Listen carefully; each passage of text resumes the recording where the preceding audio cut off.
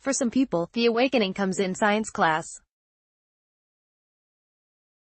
In the Reddit thread titled, "Former Climate Change Deniers, What Changed Your Mind?" the most popular comment comes from Chuckles II, probably not his real name. Chuck, as we'll call him, essentially inherited his dad's views on climate change.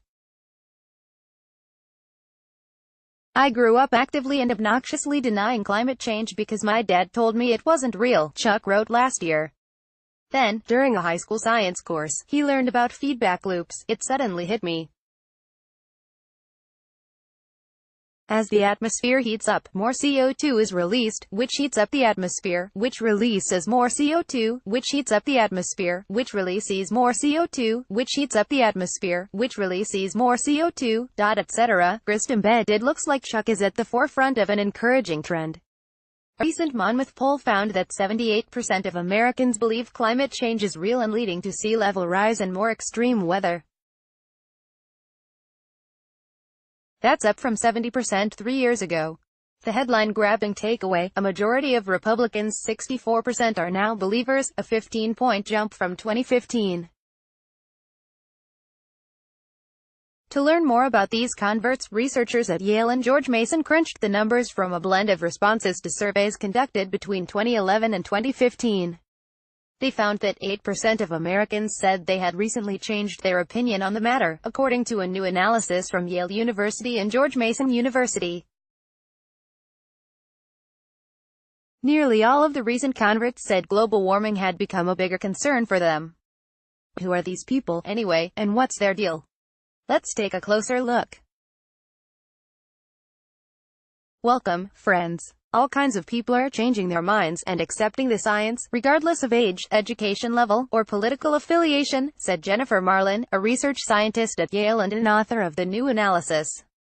"I was surprised to see how consistent it is. There are some clear trends. An interesting tidbit: 11% of adults 65 or older reported that they'd recently shifted their views, more than any other age group." Photograph: Yale program on climate change communication. So do retirees just have more time to read the news, or what? It might have something to do with having been around for longer. With age comes wisdom, as the saying goes, or at least perspective. "You have a longer baseline," Marlin said. "I'm noticing that myself. I remember what the winters were like when I was growing up, and there was really more snow." There also appears to be a gender dynamic. Women were 4% more likely than men to say they had recently shifted their opinion.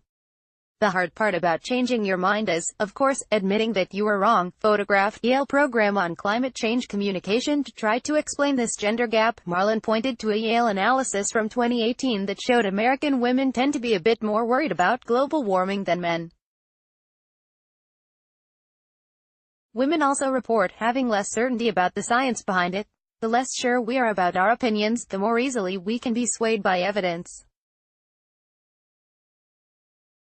Reality Bites researchers combed through open-ended survey responses and identified 3 main reasons why Americans were shifting their perspectives on climate change. They'd either personally experienced the effects of global warming, like extreme weather and warmer seasons, or realized how serious the problem was, or simply become more informed. Hey, that's Reddit Chuck. Photograph: Yale program on climate change communication. "We seem to have more major storms," one responder said. Another noted, "We don't get as much snow." Others said they wanted their grandchildren to be able to see glaciers, or that they'd seen more about global warming on TV. It's in line with other research that shows extreme weather is turning into the latest symbol of climate change. Over the past decade, the number of free associations people made linking climate change with the weather has quadrupled, according to analysis from Yale and the University of Westminster, London. Want to convince a climate skeptic? A word of warning: people don't change their minds easily about controversial issues. Marlin recommends helping people make the connection themselves. People overwhelmingly report in surveys that they want to learn more about climate change, she said. They just might not have the time or initiative to look up that information. Keep in mind that it's not exactly easy to admit that you're wrong. If a friend shares fake news about climate change, it's probably more effective to reach out to them in private than to attack them in front of their friends and family on Facebook. To some extent, changing your mind can appear to be losing face, Hugo Mercier, co-author of The Enigma of Reason, told WBUR's Here. It may be easier for them to change their mind if they do it less publicly, he said. You might have to prepare yourself for some thorny conversations. Note that climate change isn't just about facts, it's also about politics.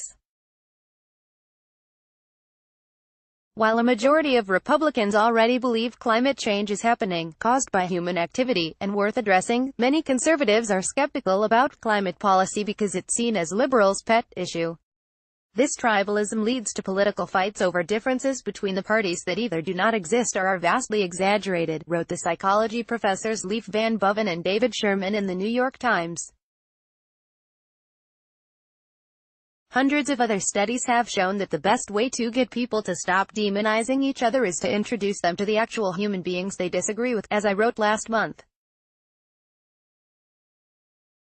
So if you're trying to get someone to open their mind, you might consider the idea of having tough, nuanced conversation, and actually hearing them out. Good, old-fashioned, respectful debate. I'd take that over a rage fest or shout-a-thon any day. This story originally appeared in Grist.